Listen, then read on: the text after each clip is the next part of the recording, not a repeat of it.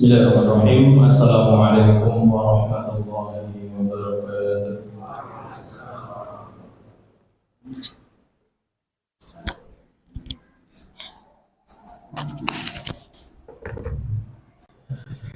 Innal hamdalillah nahmaduhu wa nasta'inuhu wa nastaghfiruh wa nastahdihi wa natubu ilaih wa na'udzu billahi min shururi anfusina wa sayyiati a'malina. Man yahdihillahu fahuwal muhtadi wa man yudlil falan tajida lahu waliyyan mursyida. Asyhadu an la ilaha illallah wahdahu la syarika lah wa asyhadu anna Muhammadan abduhu wa rasuluhu la nabiyya ba'dah. Qala Allah ta'ala fil Qur'anil Karim, a'udzu billahi minasyaitonir rajim. Ya ayyuhalladzina amanu taqullaha haqqa tuqatih wa la tamutunna illa wa antum muslimun. Wa qala Rasulullah sallallahu alaihi wasallam, ittaqillaha haitsuma kunta wa atbi'is sayyi'atal hasanata tamhuha wa khaliqin nasa bi khuluqin hasanin, amma ba'du. Ma'asyiral muslimin jamaah salat maghrib rahimakumullah. Pertama-tama marilah kita panjatkan bersyukur kehadirat Allah Subhanahu wa taala.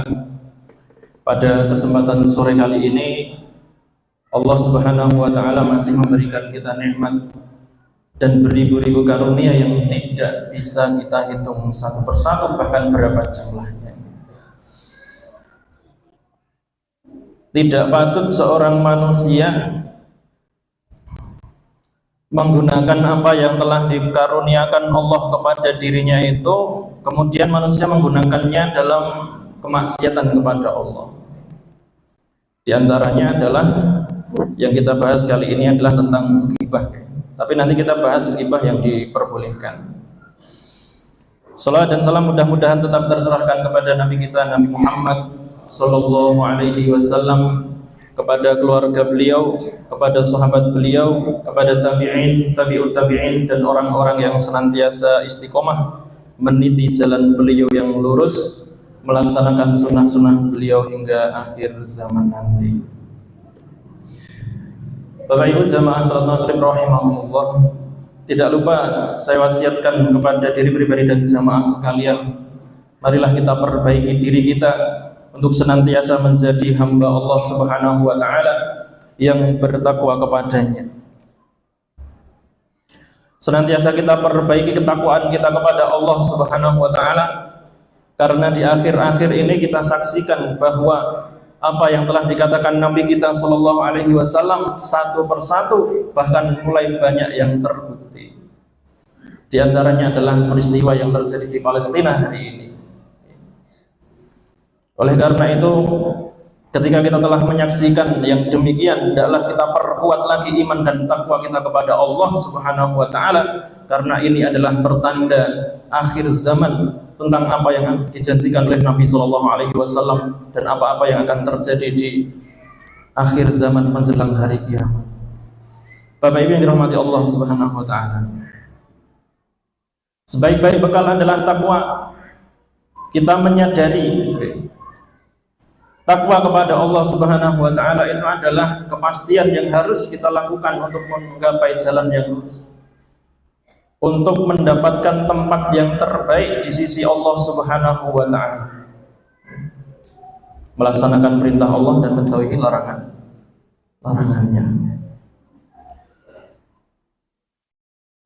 Yang kata Hasan Al-Basri, orang yang bertakwa itu tidak lagi membahas tentang sing penting iki halal tak lakoni. Kata Hasan Al-Basri adalah orang yang bertakwa itu meninggalkan sebagian yang halal karena dia takut jangan-jangan ini haram, khawatir. Dia memiliki sifat warok, kehati-hatian, berhati-hati terhadap sesuatu yang halal dan pasti meninggalkan tentang apa-apa yang telah dihukumi haram oleh Nabi kita sallallahu alaihi wasallam atau apa yang ada di dalam syariat Islam. Meninggalkan sebagian yang halal karena takut itu menjadi sesuatu yang haram. Jadi orang yang bertakwa itu tidak menjadikan Sing penting halal dilakoni. Nggih. Tapi yang menjadi tolak ukur adalah jangan-jangan kalau aku melakukan hal ini Allah tidak ridho kepadaku. Yang menjadi tolak ukur itu adalah ridho Allah Subhanahu wa ta'ala. Yang menjadi tolak ukur adalah keridhaan Allah Subhanahu wa ta'ala. Khawatir jangan-jangan aku melakukan hal ini adalah Allah ridho. Jangan-jangan. Jenengan pun ngertos kisah orang yang menemukan apel di sungai itu, kemudian apa yang dia lakukan seolah semuanya sudah tahu. Yang dia lakukan adalah berhati-hati. Apa yang dia ambil itu bukan hak miliknya. Dia tidak tahu ini apel punya siapa. Akhirnya dia mencari tahu ini milik siapa, dan akhirnya dia menemukan pemiliknya. Dia menemukannya di sungai, diturut sungainya, mendapatkan pohonnya, dan mendapatkan penemu. Sudah hanyut Bapak. Nemune orang yang ngisor rumit, nemunya di sungai wis keli. Tapi dia tetap, jangan-jangan Allah tidak ridho kalau aku memakan sesuatu yang bukan menjadi hak. Itu kehati-hatian seorang yang bertakwa kepada Allah. Oleh karena itu kita harus mencontoh bagaimana para sahabat, kemudian bagaimana waroknya Abu Bakar As-Siddiq dan para tabi'in dan tabi'in, bagaimana waroknya mereka dalam berbuat, tidak hanya asal halal kemudian dilaksanakan, tapi dipilah-pilih. Barangkali suatu itu halal namun menjadikan diri kita tidak diridhoi oleh Allah Subhanahu wa ta'ala. Jamaah yang dirahmati Allah Subhanahu wa ta'ala, kita harus mengenali di dalam diri kita itu ada 4 permata berharga yang harus kita rawat dan harus kita lestarikan dalam diri kita kembangkan. Yang pertama adalah akal, yang kedua adalah agama, yang ketiga adalah rasa malu, dan yang keempat adalah amal soleh. 4 hal ini bisa dihilangkan dengan 4 hal juga, kata Nabi SAW. Fal ghadabu yuzilul aqla. Akal itu bisa hilang dengan amarah. Orang yang marah hilang akal, sampai marahnya hilang baru sadar. Wal hasadu yuzilud din. Iri dan dengki itu menghilangkan agama. Ketika Nabi menyebutkan hadis ini, beliau bercerita tentang orang Yahudi yang tidak mau beriman kepada Nabi SAW. Karena apa? Karena hasad. Mereka tidak mau beriman kepada Nabi karena Nabi itu berasal dari orang Quraisy, tidak berasal dari orang Yahudi. Wa tama'u yuzilul haya. Tamak menghilangkan rasa malu. Rakus terhadap sesuatu itu menghilangkan rasa malu. Orang kalau sudah rakus, dia tidak memiliki malu lagi. Kemudian yang keempat adalah wal ghibatu yuzilu amal soleh. Dan ghibah menghilangkan amal soleh. Nah, ini tema kita hari ini. Ghibah menghilangkan amal soleh. Alhamdulillah kita semuanya sudah melaksanakan kewajiban kita pada sore kali ini, yaitu sholat maghrib secara berjamaah. Tapi apakah kita yakin bahwa sholat yang kita lakukan itu betul-betul pahalanya itu untuk diri kita? Belum tentu. Belum tentu. Karena Nabi SAW telah menyebutkan bahwa didatangkan pada hari kiamat seorang laki-laki membawa banyak kebaikan, banyak ibadah, akan tetapi dia menghina, mencela, menuduh si fulan, menyakiti si fulan, hingga akhirnya diambil kebaikan yang ada dalam dirinya diberikan kepada orang lain yang ia hina, ia caci maki, ia zalimi. Di antaranya adalah orang yang diribah. Menghilangkan amal soleh, diambil amal soleh itu dari kita kemudian diberikan kepada orang lain. Nauzubillah min dzalik. Berhati-hati. Wal ghibatu yuzilu amal soleh. Sedangkan ghibah menghilangkan amal soleh. Amal soleh itu merupakan permata dalam diri seorang muslim. Tidak semua muslim itu mau beribadah, beramal soleh. Kalau kita ditakdirkan Allah menjadi orang yang soleh dan beramal kepadanya, maka kita memiliki permata yang keempat, yaitu amal soleh, dan bisa hilang dengan ghibah. Bapak Ibu yang dirahmati Allah, bisa jadi sholat kita adalah sholat yang kita kerjakan tapi itu diberikan kepada orang lain karena hal yang kita lakukan sendiri, karena dosa yang kita lakukan sendiri, kedzaliman. Di antaranya adalah ghibah. Sejak bangun tidur hingga tidur lagi itu, kalau kita bayangkan, dosa yang paling banyak dan paling digandrungi itu adalah ghibah. Buka TV, gosip. Okay. Bahkan secara terang-terangan judulnya gosip. Gosip ini ghibah ya. Yeah. Nonton sinetron yo diajari ghibah. Yeah. Tontonan hari ini itu luar biasa mengerikan. Apalagi untuk generasi pengganti kita selanjutnya. Bapak Ibu yang dirahmati Allah Subhanahu wa taala. Berangkat dari firman Allah Subhanahu wa taala di dalam surat Al-Hujurat ayat yang ke-12. A'udzu billahi minasyaitonir rajim. Bismillahirrahmanirrahim. Ya ayyuhalladzina amanu ijtanibu katsiran minadh-dhanni inna ba'dadh-dhanni itsmun wa la tajassasu wa la yaghtab ba'dukum ba'dha ayuhibbu ahadukum ayyakula lahma akhihi maitan fakarihtumuh wattaqullaha innallaha tawwabur rahim. Wahai orang-orang yang beriman, jauhilah olehmu banyak berprasangka. Sesungguhnya sebagian dari prasangka itu adalah dosa, dan janganlah mencari-cari kesalahan orang lain, dan janganlah ada di antara kamu yang menggunjing sebagian yang lain. Apakah ada di antara kamu yang suka memakan daging saudaranya yang sudah mati? Tentu kamu merasa jijik. Bertakwalah kepada Allah, sesungguhnya Allah Maha Penerima taubat lagi Maha Penyayang. Istilah ghibah ini dikatakan oleh Allah Subhanahu wa taala di dalam ayat ini, Bapak Ibu.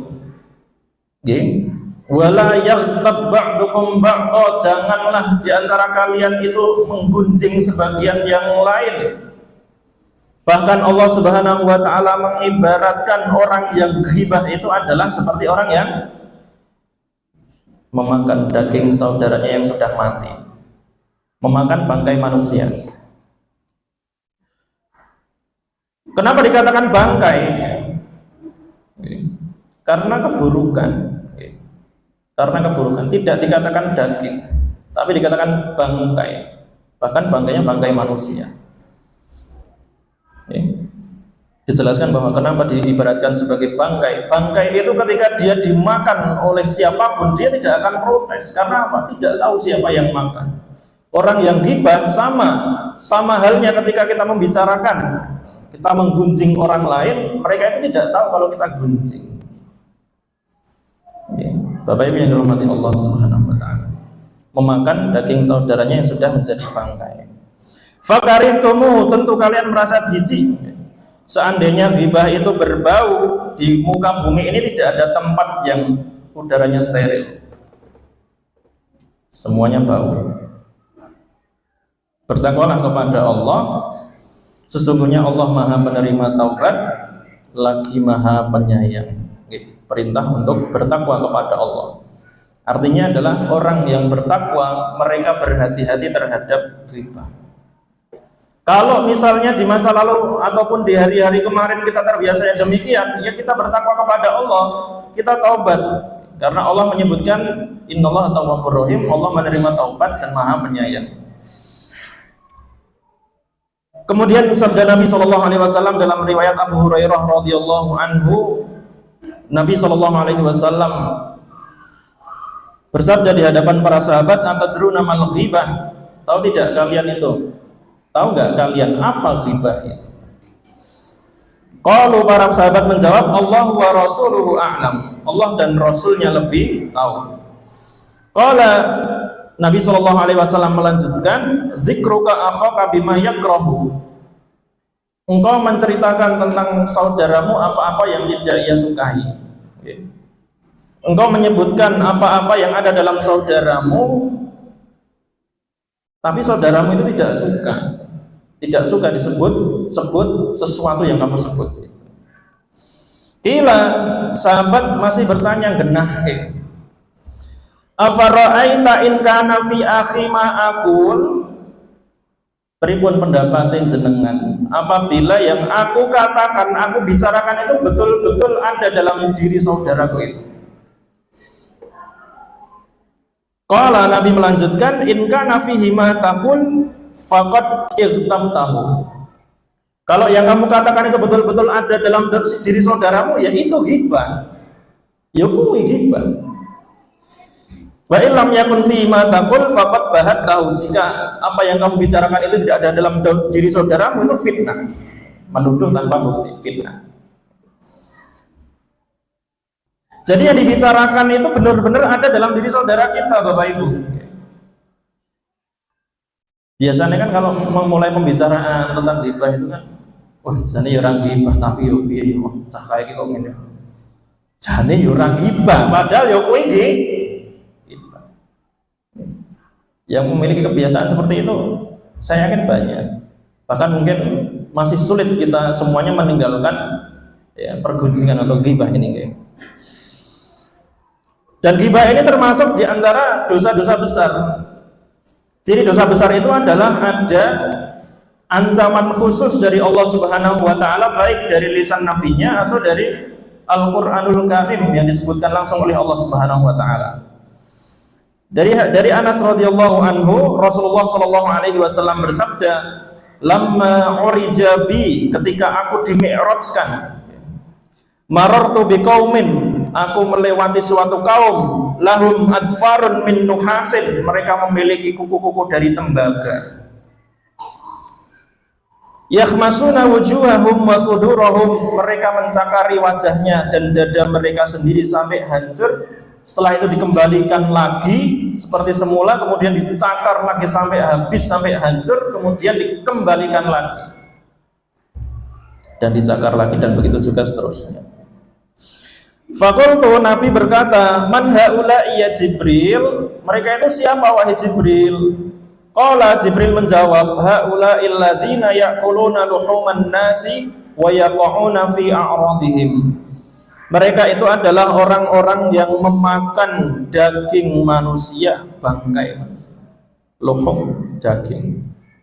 Wa yaqa'una fi a'radihim, dan mereka itu adalah orang-orang yang suka menjatuhkan kehormatan manusia. Memakan daging manusia itu ghibah, maksudnya ghibah. Okay. Mereka adalah orang-orang yang menghibah, ghibah, menyebutkan apa yang tidak disukai oleh orang yang disebutkan, atau bisa juga diartikan menceritakan keburukan orang lain di hadapan orang lain ketika orang ini tidak ada. Okay. Jadi ini ada ancamannya. Orang yang ghibah, mereka memiliki hukuman khusus dari Allah Subhanahu wa taala, yaitu diberi kuku dari tembaga, kemudian mencakar wajah dan dadanya sendiri. Hadis riwayat Abu Dawud. Bapak Ibu yang dirahmati Allah Subhanahu wa taala. Lalu bagaimana kalau kita itu menyebutkan kebaikan orang? Kalau keburukan kan tadi ghibah. Kalau ghibahnya itu yang disebutkan itu kebaikan-kebaikannya, boleh atau tidak? Boleh? Boleh atau tidak? Jawabannya boleh. Menceritakan kebaikan orang lain itu boleh. Karena apa? Mengajak orang untuk berbuat baik itu adalah pahala bagi orang yang mengajak, kalau orang itu mau diajak dalam kebaikan. Kalau ada orang berbuat baik kepada kita, kemudian kita ceritakan kebaikannya itu supaya menjadi inspirasi dan motivasi untuk orang lain berbuat baik, maka itu pahala bagi orang yang berbuat kebaikan itu, dan pahala bagi orang yang menceritakannya. Khairun nasi anfa'uhum lin nas. Sebaik-baik manusia adalah yang paling bermanfaat bagi manusia. Jadi yang diceritakan, yang digunjing itu adalah murni masalah keburukan yang tidak disukai oleh pemiliknya. Ya, ini saya nukil dari kitab Rihlah Ma'as Sabirin karya Syekh Mahmud Al-Misri. Ada 6 ghibah yang dibolehkan dalam agama Islam, dalam agama kita. Yang pertama adalah ghibah dalam rangka mengadukan kezaliman. Ada orang yang dizalimi oleh orang lain, baik itu keluarganya, baik itu tetangganya atau orang lain yang tidak dia kenal, kemudian orang ini mengadukan kepada pihak yang berwajib atau orang yang bisa menolongnya dari kezaliman orang yang berbuat zalim tadi. Tentu dia akan menceritakan, kamu siapa, yang mendolimimu siapa, apa kezalimannya, itu diceritakan semuanya. Dan ini adalah salah satu bentuk dari ghibah tadi. Kalau ini diceritakan kepada orang asal-asalan, ini termasuk ghibah. Oh, kayak ngaloni aku, nakal banget orang genah. Ini termasuk gitu. Tapi kalau dilaporkan kepada pihak yang bisa menolongnya dari kezalimannya, ini boleh. Oke. Ghibah dalam rangka mengadukan kezaliman. Namanya mengadukan itu yang ngandake opo onone. Siapa orangnya yang mendolimi, kezalimannya apa, itu diceritakan semuanya. Jadi seperti halnya orang yang mungkin kebegal, kemudian lari ke kantor polisi, delalah kok cerah, kemudian melaporkan apa yang terjadi, menyebutkan ciri-ciri orangnya, bahkan seperti apa, kalau masih ingat, kalau bawa motor ini plate piro nek cilik, semuanya disebutkan dan dilaporkan. Seperti halnya orang yang lapor polisi itu boleh menyebutkan ciri-ciri orang yang berbuat zalim kepadanya, itu adalah hal yang diperbolehkan, dan itu termasuk dalam ranah ghibah yang boleh. Ghibah tadi kan gunjing, menyebutkan keburukan orang. Dia mendapatkan kezaliman, kemudian dia mencari orang yang dipercaya bisa menyelesaikan masalahnya, karena ini adalah tugasnya. Dalam artian kalau kita dizalimi oleh orang dalam bentuk pidana, maka dilaporkan ke polisi. Kepada polisi kan kita melaporkan apa yang terjadi dan siapa yang melakukan. Dan ini keburukan, boleh. Jadi yang merasa dizalimi dan tidak ada orang yang membantu, maka silahkan dilaporkan polisi. Itu yang pertama, ghibah dalam rangka mengadukan kezaliman. Yang kedua adalah ghibah dalam rangka meminta bantuan untuk mengubah suatu kemungkaran. Hampir sama dengan yang nomor satu. Kalau yang nomor satu itu diri kita yang terkena kezaliman. Kalau ini yang kedua, kita melihat suatu kemungkaran. Kalau orang melihat kemungkaran itu, hendaklah dia hendaklah dia mengganti kemungkaran itu dengan tangannya. Beramar ma'ruf nahi munkar dengan tangan. Kalau nggak mampu fa bilisanihi, pakai lisan. Kalau nggak mampu fa biqalbihi wa huwa al-aful iman, hendaklah dengan hatinya. Ini kita nggak mampu kalau sendirian. Coba kita cari orang yang mungkin bisa mengubah kemungkaran ini. Perapatan, botol kayak pirang-pirang, urung dibuka. Nah, dibuka kan ya wis rampung. Urung dibuka. Wah, iki nek aku mangkat dhewe, ya kan. Akhirnya nemoni Pak RT. Pak RT kan nek perapatan iki kok enten. Botol oke karo cah peting keringan. Nah, iki kira-kira pripun nek dibubarke. Yang dibahas adalah keburukan apa yang tadi di perapatan itu. Kita kalau sendirian nggak bisa, kita mencari bantuan, ghibah dalam rangka meminta bantuan untuk mengubah kemungkaran, menghilangkan kemungkaran. Bapak yang dirahmati Allah Subhanahu Wa Taala, diceritakan itu ada kemungkaran apa, kemudian lapor kepada orang yang kira-kira bisa membantu. Melihat kemungkaran, kemudian bagaimana ini bisa hilang. Kalau saya berangkat sendiri nggak bisa, maka mencari teman. Lebih amannya tadi ya, mencari yang paling bertanggung jawab di daerah setempat. Bapak Ibu yang dirahmati Allah Subhanahu Wa Taala, sesuatu kalau dilaksanakan bareng-bareng itu enak. Kalau kita laksanakan sendiri di zaman yang, apalagi di daerah yang penuh dengan kerusakan, yang kita lakukan itu kebaikan. Tapi kenapa kita malah justru dibenci? Karena keburukan lebih dominan daripada kebaikannya. Kalau kita lapor kepada yang berwajib atau kita lapor orang yang bisa membantu kita, ayo kita berbagi bareng-bareng, karena hal seperti ini itu tidak baik. Coba tunjukkan, kalau orang percaya tunjukkan satu saja efek baik dari minum khamr. Paling yang ngangat kiawan, Jarene ngoten, oh ya ning awak anget. Anget kare ilang akale. Atau juga memberitahu orang tua yang mungkin anaknya berbuat kezaliman atau kemungkaran atau kemaksiatan. Nggih. Iki nek tak elekke dhewe engko malah wong tuane geting karo aku, ya wis tak sampeke wae, wong aku roh dhewe. Nggih. Disampaikan kepada orang tuanya, aku nggak ini roh anakmu ini berbuat kayak gini, yang itu semuanya adalah kemungkaran dan perbuatan dosa. Yang disebutkan berupa kemungkaran yang dilakukan anaknya itu tadi adalah suatu ghibah. Tapi ghibah yang diperbolehkan dalam rangka apa? Meminta bantuan supaya dia tidak berbuat mungkar lagi. Masih ada orang tua yang ketika anaknya dinasehati karena berbuat maksiat atau malah bila anaknya banyak. Nah, ngajin seolah buatan malah anak elit kulit dikebuki. Jadi tidak apa-apa, ya. Anakmu berbuat maksiat, coba kandhan nono, mbok menawa nek tok kandhan iki luwih ngrungokke. Wis los kandhan nono ora apa-apa. Aku lek kandhani sejudeg, itu beda lagi nanti. Bapak Ibu yang dirahmati Allah, ghibah yang kedua dalam rangka meminta bantuan untuk mengubah suatu kemungkaran atau menghilangkan kemungkaran itu. Yang ketiga, ghibah yang diperbolehkan adalah ghibah dalam rangka meminta pendapat atau meminta fatwa dari suatu masalah yang kita dapatkan dalam kehidupan sehari-hari. Seseorang mengatakan tentang permasalahannya, barangkali di rumah tangganya itu ada masalah. Dia boleh meminta fatwa dengan menceritakan apa yang terjadi di rumah tangganya itu. Oke? Dalam konteks seperti ini ada dua hal.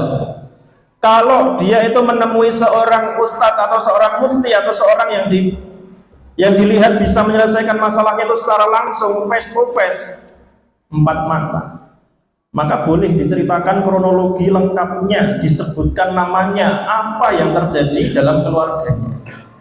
Oke? Ini dalam konteks ketemu langsung loh, disebutkan kronologi apa yang terjadi. Oh, aku di oratuaku, bojoku atau apa itu cerita. Tanya, kira-kira seperti itu boleh atau tidak? Kalau tidak boleh, apa yang harus saya lakukan supaya saya itu keluar dari permasalahan itu?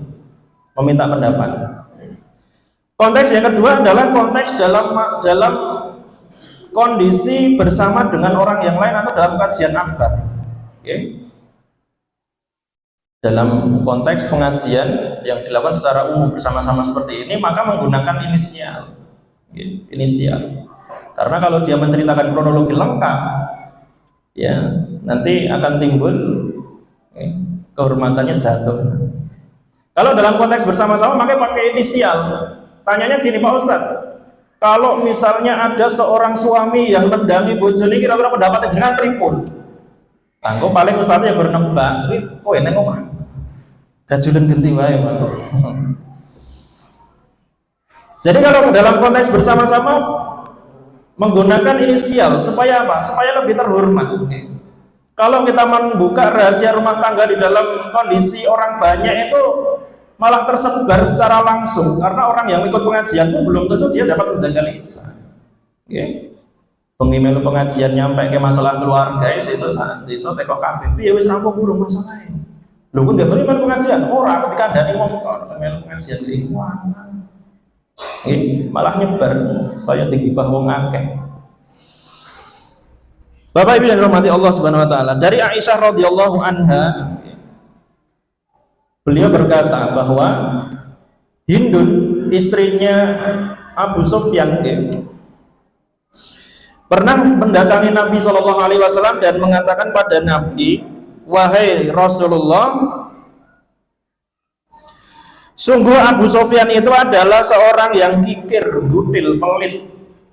Bahkan kepada istri dan anak-anaknya dia tidak memberikan kecukupan sandang dan pangan, kebutuhan pokok dicukupi, padahal dia itu saudagar wong sugih.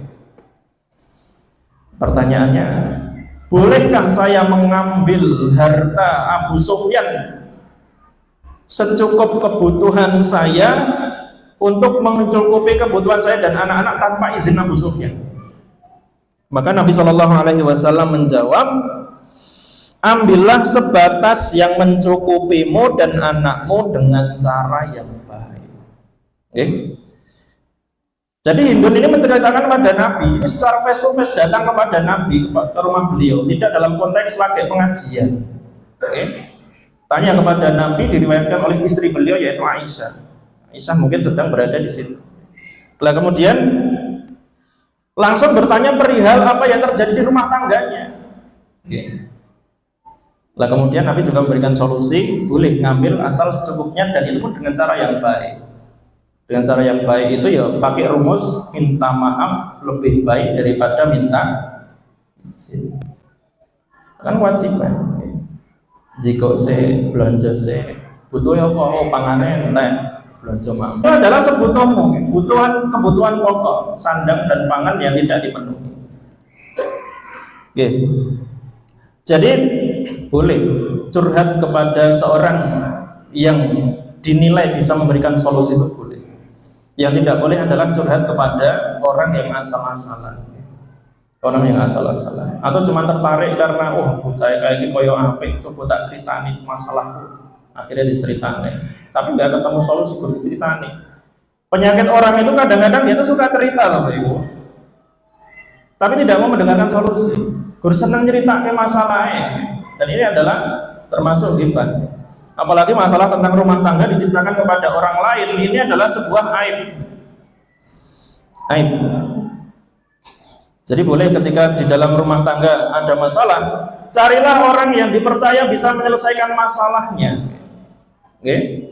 Yang ditanya itu betul-betul faktnya dalam masalah tersebut. Jangan sampai cerita kepada asal-asalan orang. Okay? Jadi itu ghibah yang diperbolehkan yang ketiga, yaitu menceritakan perihal masalah yang dihadapi untuk meminta nasihat atau fatwa. Yang keempat,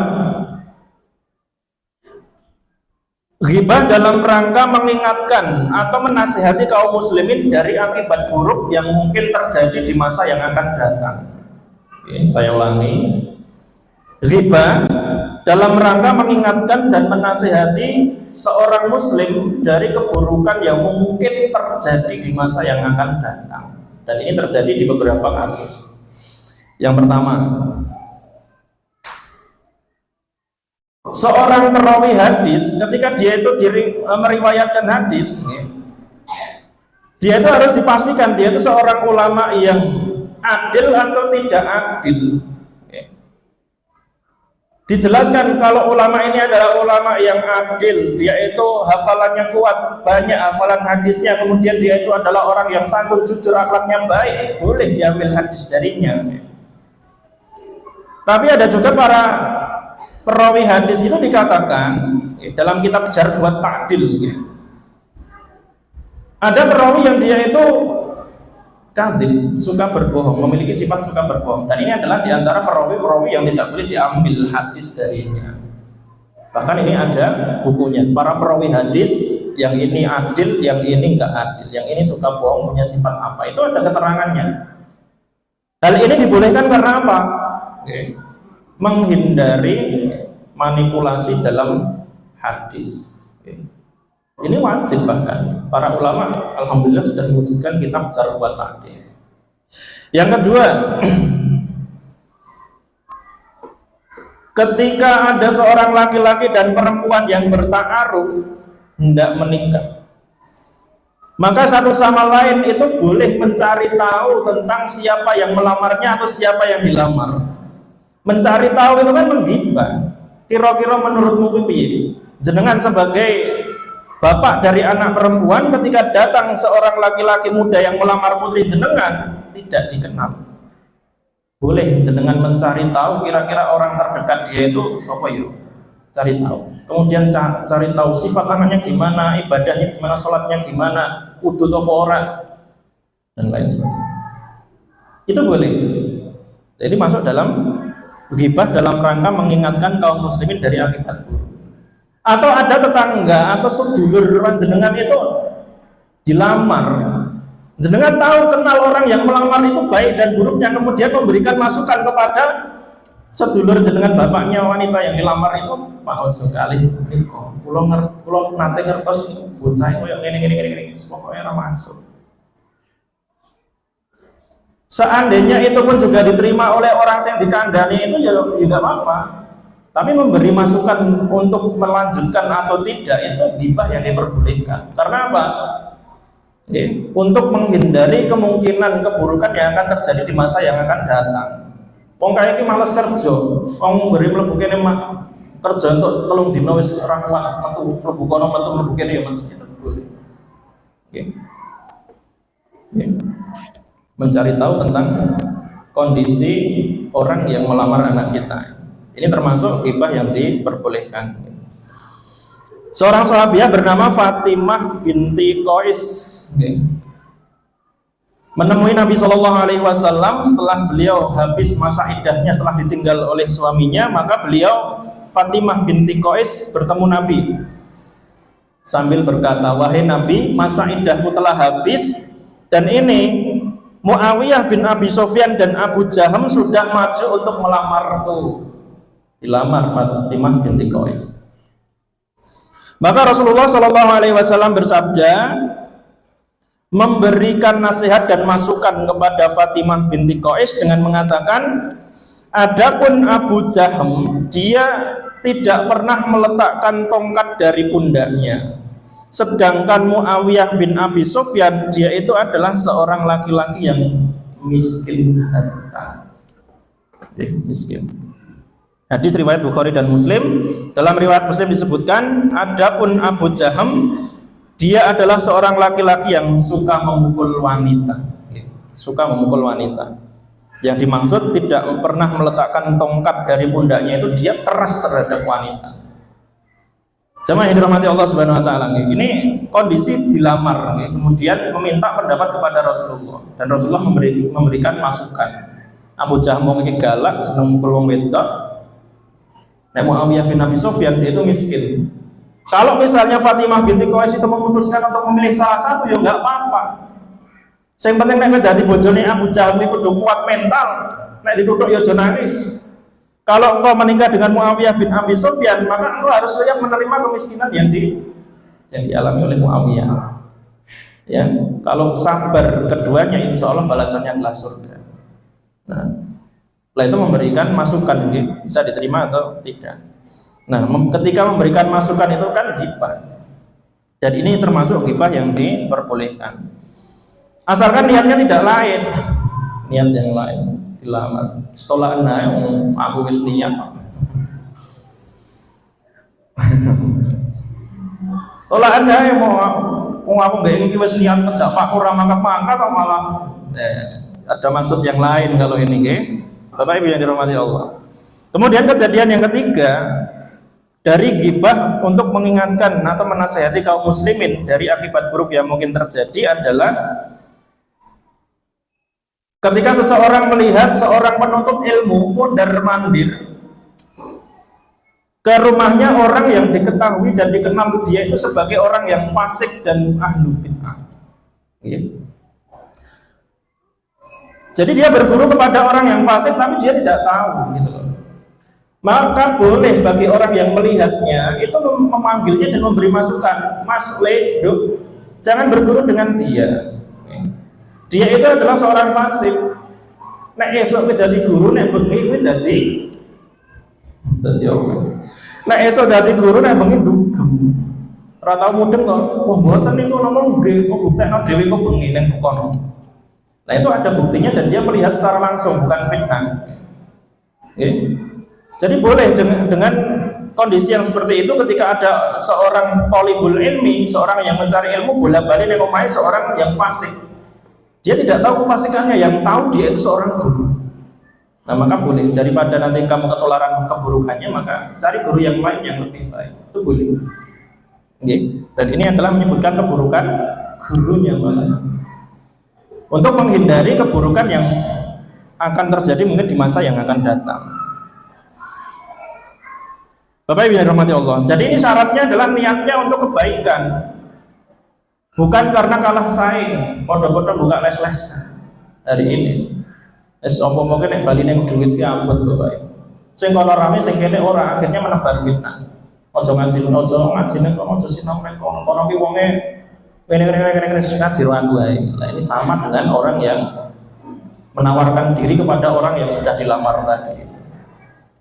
Yang keempat, dari gibah yang keempat ini adalah ketika ada orang yang diberi jabatan tapi dia tidak bisa melaksanakan jabatannya itu, entah dengan sengaja atau karena lalai atau karena tidak mampu melaksanakan jabatannya, maka seorang anggota itu boleh melaporkan kepada atasannya dengan menyebutkan kekurangan-kekurangannya dia itu. Supaya apa?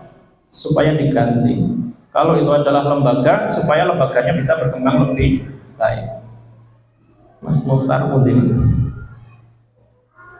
Mas Muhtar mencoba. Dalam ketakmiran pun juga seperti itu. Okay? Takmir masjidnya kok meneng-meneng wae, masjidnya reget ra diurusi. Infak ya ora enek laporane. Nggih, pengajian ya ora tau ngenekke. Iki lek dadi takmir ki sapa to jenenge? Dicari tahu. Wah iki kurang apik iki. Ganti ae. Memberi masukan kepada pemimpin yang lebih atas. Itu boleh dalam rangka mengembangkan lembaga atau kemasjidan supaya lebih baik lagi. Bapak Ibu yang dirahmati Allah, itu ghibah yang keempat. Ghibah dalam rangka mengingatkan, menasihati kaum muslimin dari akibat buruk yang mungkin terjadi di masa yang akan datang. Yang kelima, ghibah membicarakan perbuatan fasik seseorang yang dilakukan secara terang-terangan. Yang dilakukan secara terang-terangan. Ada orang yang bermaksiat secara terang-terangan. Orang sing ngrasani kuwi ora dosa, Bapak Ibu, karena terang-terangan. Nggih. Bukan kok ning perapatan, kok enek cah do mangan ro ngombe padahal iki siang hari bulan Ramadan apa ora poso. Iya aku mau ya roh. Itu tidak dosa. Penisan. Atau melarang anak-anak kita untuk bermain dengan orang-orang yang dia berbuat maksiat secara terang-terangan. Ojo dolan karo kae. Kae senengane do main. Itu boleh. Yang terakhir, ghibah dalam rangka mengenalkan, menyebutkan ciri-ciri seseorang, itu boleh. Datang Pak Kurit JNE, JNT kepada jenengan tanya, griyane Pak ini mungkin pundi? Jarene iki nek WA niki mau wonge nek ngomong rada pelu-pelu. Oh, iya, omahe kok. Pak, aku ki dikon rene madosi wong celukane bendot. Celukane bendot, oh Pak bendot ngono. Justru malah ketika tanya nama aslinya malah rada kenal. Ten gene kula niku enten wong celukane kentut. Kentut. Mulai apa? Mulai kentut. Jadi kula malah kentut. Jadi boleh menyebutkan ciri-ciri seseorang yang sudah menjadi ciri khas panggilannya. Sing bapake rada anu kae. Iya. Sing sirai kempling plontos. Iya. Boleh. Tapi lebih baik kita memberikan lakop atau memberikan lakop pada orang lain atau diri kita itu dengan hal yang baik-baik. Lebih baiknya seperti itu supaya tidak terkesan memberikan hinaan kepada orang lain. Yang perlu diperhatikan Bapak Ibu sekalian, dari 6 hal ghibah yang diperbolehkan itu semuanya harus dengan niatan bertujuan baik, tidak didasari dengan suatu hal keburukan, tidak didasari niat karena iri dan dengki atau sifat buruk yang lain. Kalau semuanya didasari dengan niat yang baik dan benar, maka boleh dilakukan. Tapi kalau semuanya dilakukan dalam kemaksiatan kepada Allah, dalam keburukan, maka tidak 6 hal ini tetap tidak diperbolehkan. Demikian yang saya sampaikan, mudah-mudahan bermanfaat. Aku qouli hadza astaghfirullah li wa lakum. Wassalamualaikum warahmatullahi wabarakatuh.